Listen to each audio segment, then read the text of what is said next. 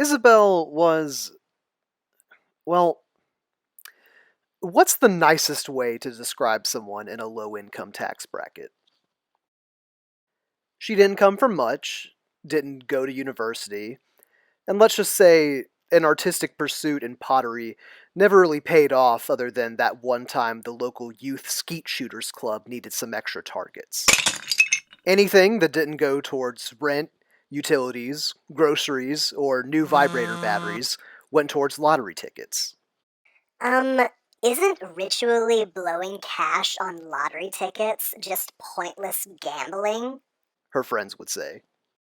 Or smoking without looking cool? They'd say that too. And yeah, sure, she felt like a loser, But, in a way, Isabel'd say. am I not like Albert Camus' philosophical idea of Sisyphus? Constantly pushing my boulder up a mountain in an endless pursuit of contentment, nay, meaning? Her friends said it wasn't like that at all, and that she should really start seeing that therapist. Who can afford that? So, she went to the gas station instead. And after ticket, after ticket, after ticket, after ticket, and after ticket, lo and behold, she'd finally scored a winning lottery ticket, good for $108 million. Why today? Who knows? I mean, I guess watching all the other days where she didn't win wouldn't be as entertaining. Let's move on to something more interesting. Isabel actually lived with a boyfriend a few years back. His name was Darian. And if that wasn't bad enough, the worst thing about him was that he was just a regular ass guy. Standard personality, standard ambitions. Really, what got him in the end was that he just didn't have enough money to take care of them both. When they broke up, he said something like, I can't deal with our current state of symbiosis. Ideally, we'd be in a state of some kind of mutualism. And truth be told, I thought we were going for a more commensalism type thing. But in actuality, this relationship's been parasitic. And you're the parasite. okay, I don't actually think he said any of that. Isabel had just inflated the negative aspects of their breakup and probably conflated it with some videos from the science side of YouTube that she had fallen asleep to. But she was going to show him. She was going to show everybody.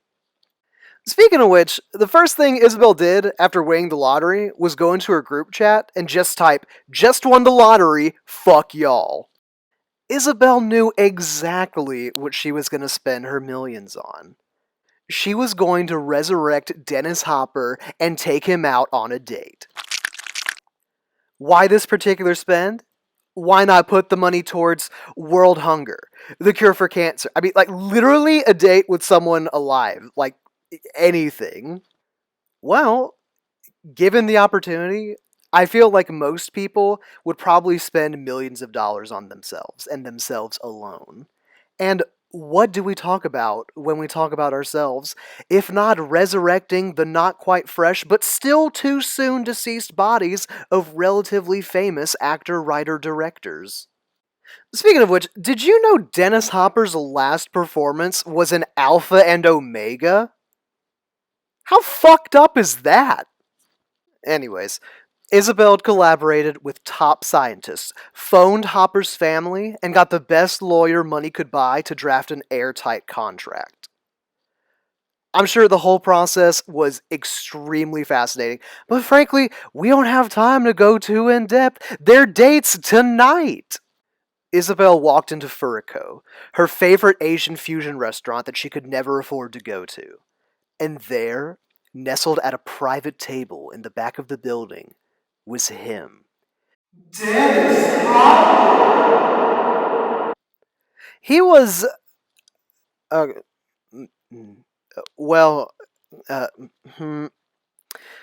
he was essentially...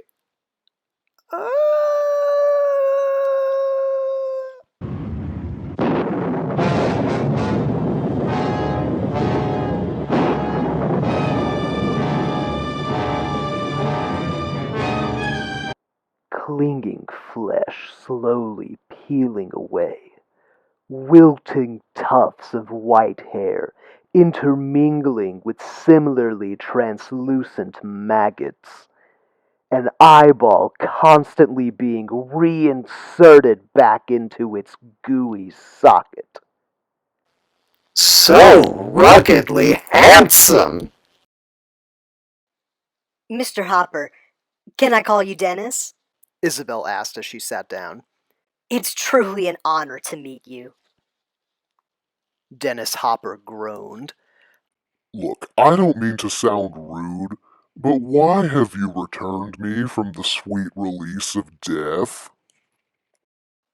I've just always wanted to meet you, she replied. I'm such a huge fan of your work. I loved you in the Super Mario Bros. Movie. I watched it all the time when I was a kid. I don't like thinking about how young you are in comparison to me. Also, that movie sucks, he said. Already dejected, Isabel ordered everything from the menu imaginable in the hopes of pleasing Dennis Hopper. But, with each passing entree, his scowl only furrowed deeper and deeper. Or perhaps his recently revived flesh was rotting in real time.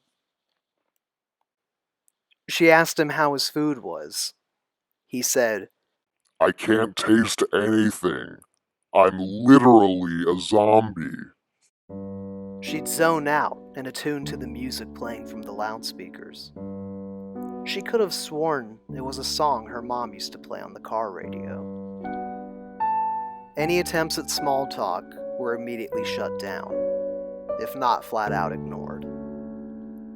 He said he felt like he was being held at emotional gunpoint. She said she just wanted to have a nice meal.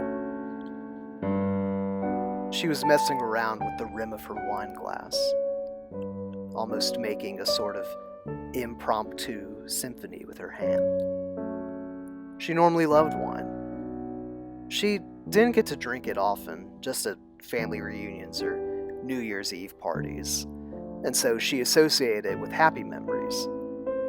But now, she was worried that from now on, she was going to associate it with this awful date in the future. Talk about sour grapes. Is that what that fable is about? I don't know. By the time it had reached 10 o'clock, all of the food went untouched. No pleasant conversation was had, and Dennis Hopper was contractually allowed to leave and return to his grave. Isabel didn't know what else to do other than pay the bill, thank her waiter for the meal, and drive to the nearest Waffle House for an all-star special. And it was the best meal she'd ever had.